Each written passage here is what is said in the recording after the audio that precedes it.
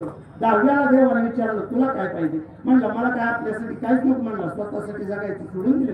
मला काही नको. मला माझ्या मित्रांसाठीच मागायचं. त्या 9 जणांना आनंद वाटला. आता आपल्यासाठीच काहीतरी मागतोय. देवाने बी टवकरून ऐकलं. देव बी म्हणला अरे इतरांसाठी जगणारी माणसं कुठे राहिली. त्या 9 जणांनी स्वतःसाठी मागितलं. 10वा असा आहे जो दुसऱ्यांसाठी मागते. बोल वत्सा तुला मी काय देऊ. 10वा म्हणला काही करू नको देवा. हे 9 जण पुन्हा काढत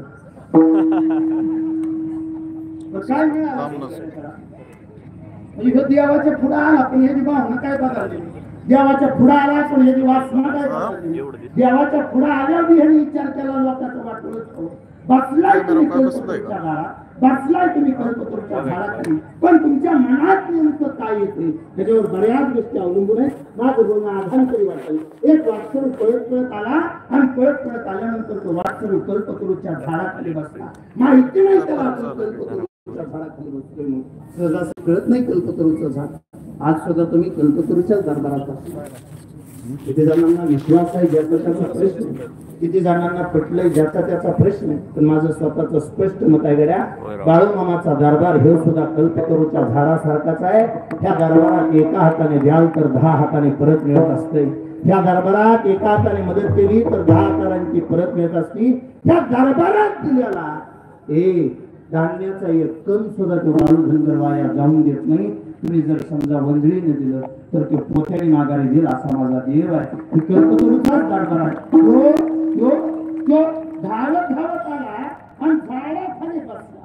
झाड कल्पतरूचं माहिती नाही. कल्पतरूचं झाडाखाली बसला आणि थकला होता. आपल्या मनालाच म्हणतात की लय कंटाळा आलाय मला.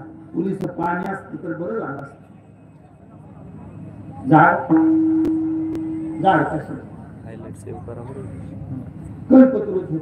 मनाला म्हणला ओलीस पाणी असतं तर बरं झालं असतं. आणि तेवढं म्हणला आणि समोर पाणी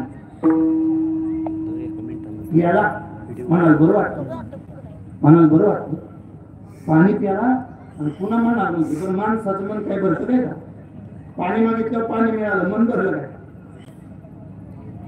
पाणी मागितलं पाणी मिळालं पण आता अपेक्षा वाढली ना.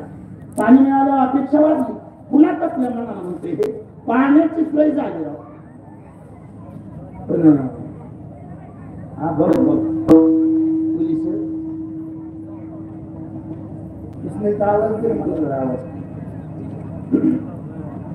पाण्याची सोय झाली म्हणला. पोलीस पोटाला असतं म्हणजे बरं झाडच कल्पतरूच होतो. ते एका क्षणात समोर ताट वाढून आला आणि ताट वाढून आल्यावर जेवलं. पण जेवल्यावर मन चिंतित वैरीने चिंतित. जेवल्यावर गप्प बसायला पाहिजे होतं नाही. आपल्या मनालाच म्हणते का पाणी मागितलं पाणी आलं, आण मागितलं आण आलं.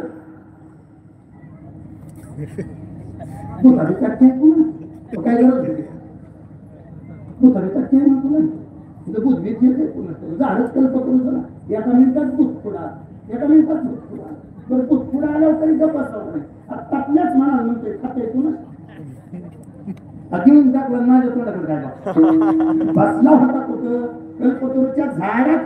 कल्पतरूच्या झाडाखाली बसल्यावर तरी स्वतःच्या उद्धाराची वासना मनात यायला पाहिजे. स्वतःच्या उद्धाराचे विचार मनात यायला पाहिजे. मामांचा दरबार कल्पतरू सारखाच आहे.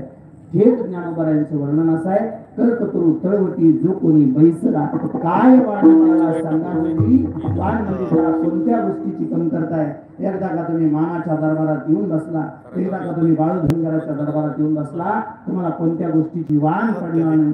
तुम्हाला कोणत्या गोष्टीची कमतरता पडणार नाही. ज्ञानोबराय तुम्ही हे राणीचा दृष्टांत देताय खराय. तुम्ही कल्पतरूचा दृष्टांत देताय खराय. पण आम्हाला हे सांगा ज्या क्षणाला श्री गुरूंची कृपा तुमच्यावर झाली तुम्हाला नेमका फायदा काय झाला. तेव्हा ज्ञानोबरायांनी फायदा सांगितला. श्री गुरूंनी माझ्या डोक्यावर हात ठेवला तेव्हा माझी अवस्था अशी झाली. ज्ञानदेव म्हणे तरलो आता उद्धारिलो.